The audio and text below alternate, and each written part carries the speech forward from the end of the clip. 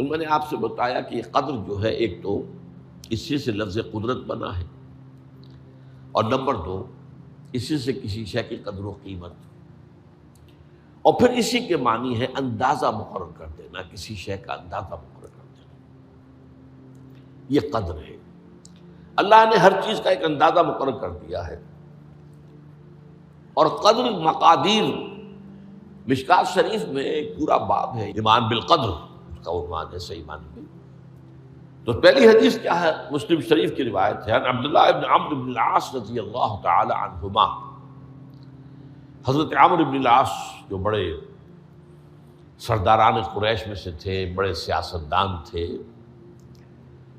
اور بڑے بہادر انسان بھی تھے، ان کے بیٹے ہیں عبداللہ۔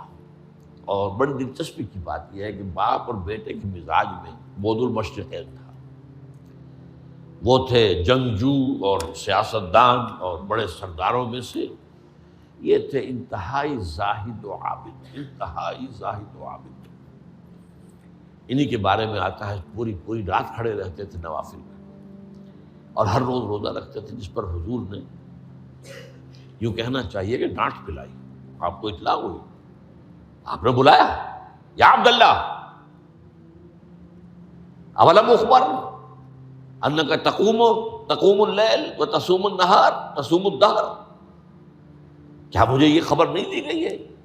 یعنی مجھے یہ خبر ملی ہے کہ تم پوری رات کھڑے رہتے ہو، نماز پڑھتے ہو، تم ہر روز روزہ رکھتے ہو، اب کیا کرتے؟ بلا یا رسول اللہ، جھوٹ بولنے کا تو ارادہ ہے ہی نہیں، اور ہو بھی نہیں سکتا۔ فرمایا لا تفعل، سخت سے بات۔ وہ عبداللہ ابن عمرو ابن العاص رضی اللہ تعالیٰ عنہما اس کے راوی ہیں، قال رسول اللہ صلی اللہ علیہ وسلم کتب اللہ مقادیر الخلائق قبل ان یخلق السماوات والارض ب50,000 سنہ۔ اللہ تعالیٰ نے مقداریں اور تقدیریں، ابھی دو الفاظ میں بولوں گا تاکہ آپ کے ذہن میں بات رہے، معین کر دی تھی، لکھ دی تھی آسمانوں اور زمین کی تخلیق سے 50,000 سال قبل۔ یہ ہے قدر، ہر چیز کی ایک تقدیر جو ہے وہ معین ہوئی ہے۔ اب آئیے اس میں کتاب سے مراد کیا ہے؟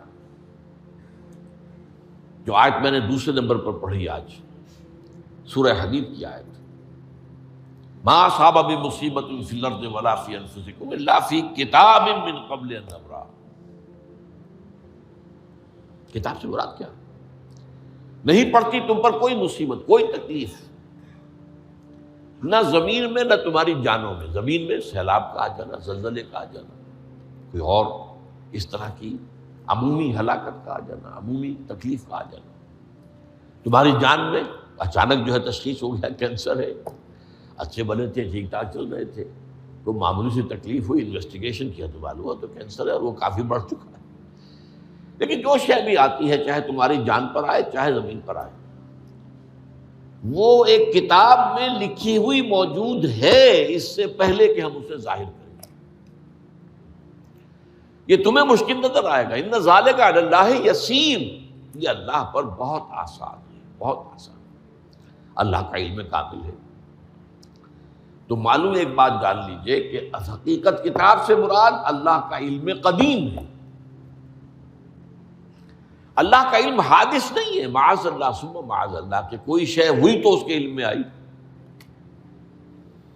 یہ ہمارے ہاں بعض گمراہ فرقوں کا عقیدہ ہے، اسے بدع کہتے ہیں، کہ اللہ کے علم میں بدع ابھی ہے، یعنی کسی واقعے کے ظہور کے بعد اس پر کسی شے کا منکشف ہونا، معاذ اللہ ثم معاذ اللہ۔ یہ شان خداوندی سے بہت بڑی ہے۔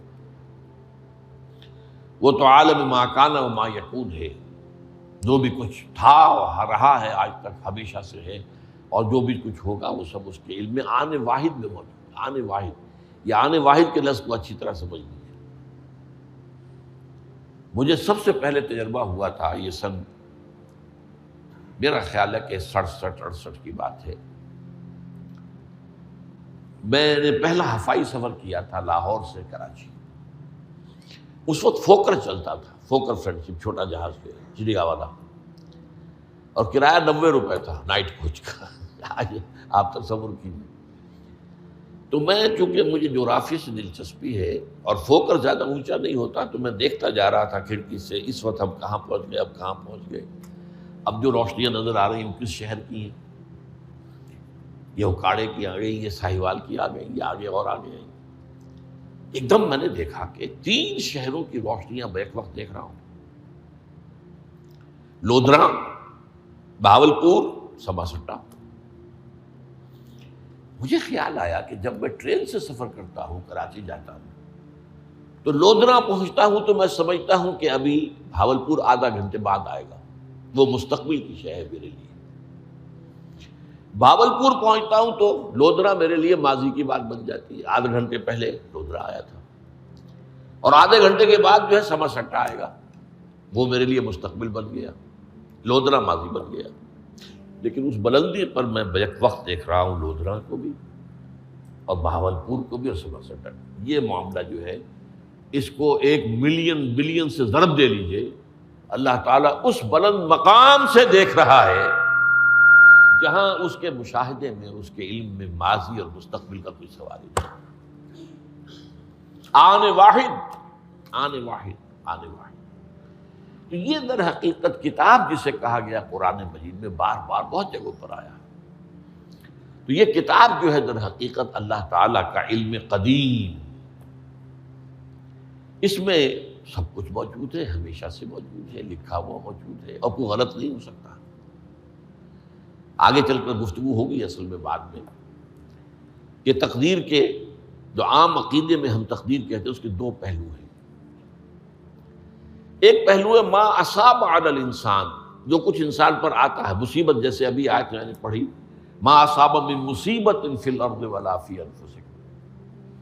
ہم ہر وقت زد میں ہیں، کوئی تکلیف آ گئی، کوئی مصیبت آ گئی، کوئی بیماری آ گئی، کوئی حادثہ ہو گیا، کوئی بچہ فوت ہو گیا، کوئی عزیز جو ہے وہ فوت ہو گیا. یہ ہر وقت حوادث ہے. تو جو بھی کچھ پیش آتا ہے وہ علم خداوندی میں ہمیشہ سے تھا. یہی وجہ ہے کہ ایک اور حدیث ہے ابن الدیلمی سے، لمبی حدیث ہے وہ، لیکن اس کے اندر جو آخری ٹکڑا ہے وَتَعْلَمَ، یعنی انسان کے نجات کے لیے لازم ہے کہ یہ بات بھی تم جان لو انما اصابک لم یکن لیخطئک وانما اخطأک لم یکن لیصیبک ولو مت علی غیر ھذا. اگر تم اس کے سوا کسی صورت پر ہوگے تو جہنم میں داخل ہو جاؤ گے، لدخلت النار. یہ جان لو کہ جو چیز تم پر آئی وہ آنی ہی آنی تھی. دیکھیے ہوتا کیا ہے، کاش کہ میں اگر یوں کر لیتا تو یہ نہ ہوتا. بس یہی ایمان بالقدر کے منافی ہے. جو ہوا ہے وہ اللہ تعالیٰ کے ہاں تو پہلے سے طے تھا، ہونا ہی تھا. تمہاری کوئی تدبیر، کاش کہ میں اس وقت یہ کر لیتا. یہ لو، اسی لیے ایک حدیث میں الفاظ آئے ہیں ان کلمۃ لو تفتح عمل الشیطان. اس لو سے، کاش، اس سے شیطانی عمل شروع ہو جاتا. کاش کہ یہ ہو جاتا، کاش میں یہ نہ کرتا، کاش کہ ہو جاتا. تو یہ نہیں. تعلم انما اصابک لم یکن لیخطئک. تو جان لے اس بات کو کہ جو چیز تم پر آئی ہے وہ ہرگز ٹلنے والی نہیں تھی. کوئی تدبیر تم کر لیتے، کوئی کسی وقت کوئی ہیلا کر لیتے، کوئی تم قدم اٹھا لیتے، کچھ بھی کر لیتے، وہ تو آنی ہی آنی تھی. وما انما اخطاک، جو چیز تم سے چھوٹ گئی، رہ گئی، نہیں ملی. ایک ویکنسی ایڈورٹائز ہوئی تھی، آپ نے بھی درخواست دی تھی، آپ کو نہیں ملی. اب آپ ہو کاش کہ میں نے فلاں سے سفارش کرا لی ہوتی، بس گئے. تو جو چیز چھوٹ گئی وہ چھوٹ جانی ہی تھی. اس میں قطعاً جو ہے کوئی شکل، کوئی تدبیر، کوئی سفارش، کسی طرح کا کوئی بھی ہیلا، کوئی جو ہے اس پہ کارگر نہیں ہو سکتا تھا. لم یکن لیصیبک ومت علی غیر ذالک. اگر تو اس کے سوا کسی کیفیت پر تیری موت واقع ہوئی، اگر یہ یقین نہیں ہے، یہ ہے تقدیر کا وہ مفہوم کہ جس کا تعلق ہے علامہ اصاب الانسان، جو انسان کے اوپر وارد ہو رہا ہے، اس کے ضمن میں تقدیر کا مفہوم کیا ہے. کہ جو ہوا ہے وہ تو ہونا ہی تھا، اس میں تو کسی شک و شبے کی گنجائش نہیں، بالکل قط اللہ تعالیٰ کا فیصلہ ہے۔ البتہ در حقیقت ایک دوسرا پہلو ہے، ما یفعل الانسان، وہ جو انسان کرتا ہے۔ یہاں آ کر یہ تقدیر کا مسئلہ بہت ٹیڑھا ہو جاتا ہے۔ آیا میرے اندر کوئی اختیار بھی ہے کہ نہیں؟ Do I have any free choice؟ یا ہر شخص پہلے سے طے ہے؟ تقدیر کا ایک عام مفہوم یہ ہے، اور اس مفہوم میں بھی بعض روایات بھی ہیں جو اس کی تائید کرتی ہیں کہ ہر چیز پہلے سے طے ہے، لکھی ہوئی ہے۔ اور یہ جو حدیث ہم نے ابھی پڑھی ہے، یہ گویا کہ اس کی ایک مثال ہے کہ وہ جو لکھ دیا گیا تھا، فرشتے نے لکھ دیا تھا، رحم مادر میں لکھ دیا تھا، شقی او سعید، یہ بدبخت ہے یا سعادت مند ہے۔ تو ایک شخص پوری عمر نیکی کے کام کرتا رہا، آخری وقت میں آ کر کوئی ایسا حادثہ پیش آ گیا کہ وہ اہل جہنم کے سے کام شروع کر دیا اور جہنمی ہو گیا۔ یا ایک شخص ساری عمر جو ہے جہنمیوں کے سے کام کرتا رہا، آخری وقت میں آ کر کوئی ایسی توفیق ملی، کچھ ایسا معاملہ ہو گیا، توبہ کر لی اور اس نے جو ہے اہل جنت کے سے اعمال شروع کرنے کی ضرورت ہوگی۔ تو یہ جو ہے علامہ اصحابک کا علیحدہ بات ہے، اور علامہ یفعل الانسان، انسان کیا کرتا ہے، اس میں اس کی قدرت کتنی ہے۔ اور یہ ہمارے ہاں فلسفے کا بڑا مشکل موضوع ہے، اسی کا نام ہے جبر و قدر۔ ہمارے اسلاف میں بھی کچھ لوگ ایسے ہیں متکلمین میں سے، دیکھیے ہمارے ہاں ایک وہ لوگ ہیں کہ جو اس پر قناعت کرتے ہیں کہ جو اللہ نے کہہ دیا اور رسول نے کہہ دیا، اس سے آگے ہم مین میخ نہیں نکالیں گے، وہ محفوظ راستے پر ہوتے ہیں۔ لیکن بہرحال انسان کو اللہ نے ایک عقل بھی دی ہے، اور یہ عقل سوالات اٹھاتی ہے، اور جو زیادہ ذہین انسان ہوتے ہیں ان کے اندر ان کی یہ مصیبت زیادہ ہوتی ہے، لہٰذا وہ تو سوچتے ہیں، کچھ نہ کچھ غور و فکر کرتے ہیں، بات سمجھنے کی کوشش کرتے ہیں۔ اس میں اب ہمارے ہاں دو طبقے ہو گئے، جبریہ، قدریہ۔ ایک نقطہ نظر یہ ہے کہ انسان مجبور محض،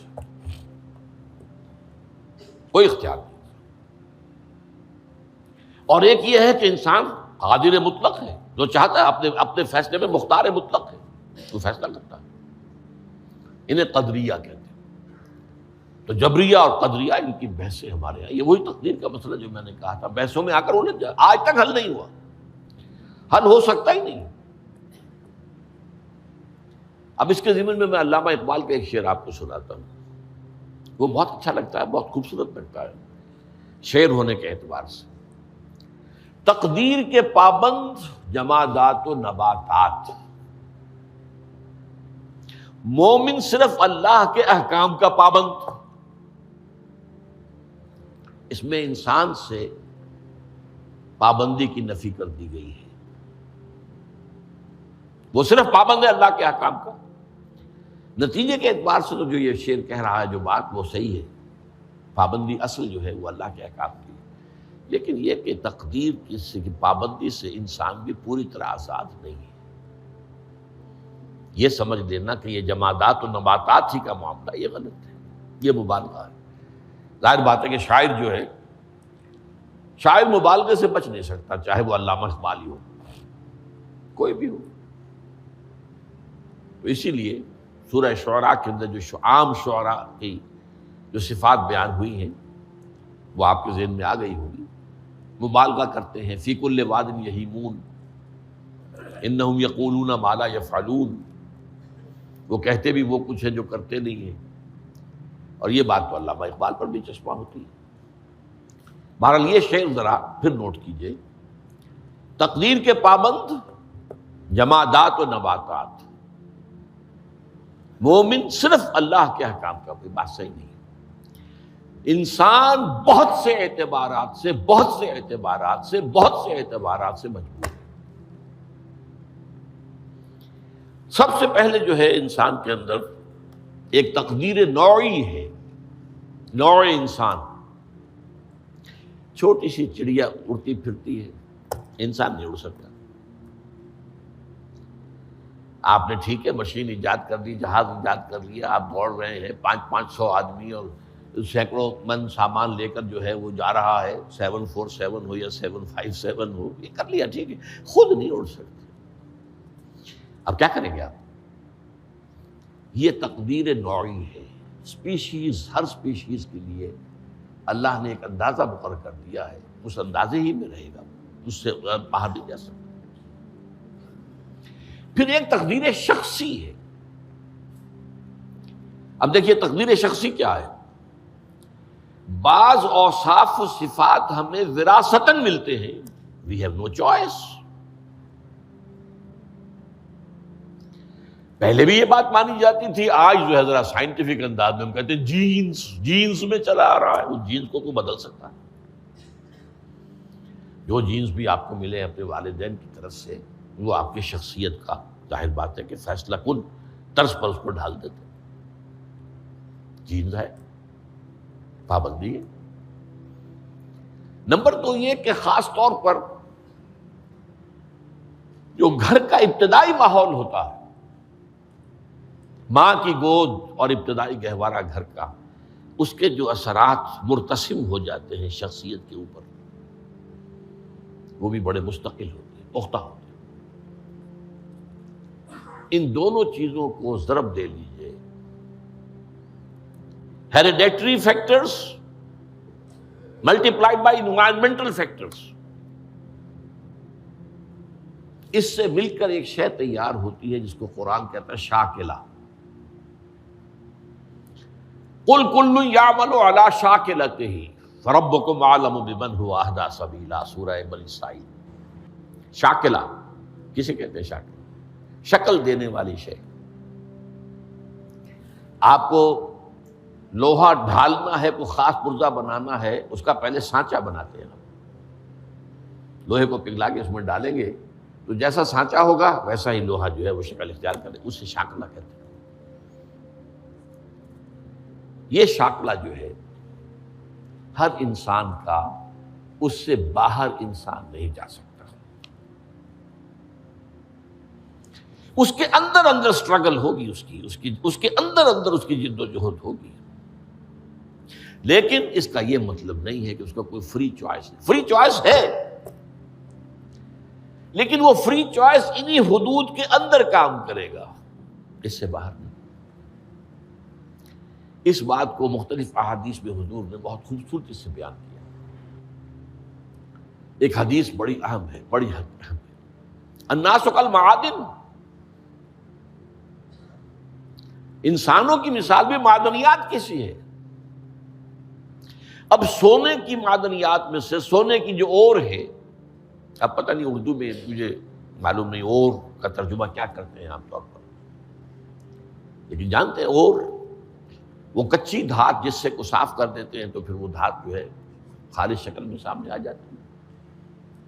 سونے کی اور سے سونا بنے گا، چاندی کی اور سے چاندی بنے گی، سونا تو نہیں بن سکتا، جتنا چاہے صاف کر لیں،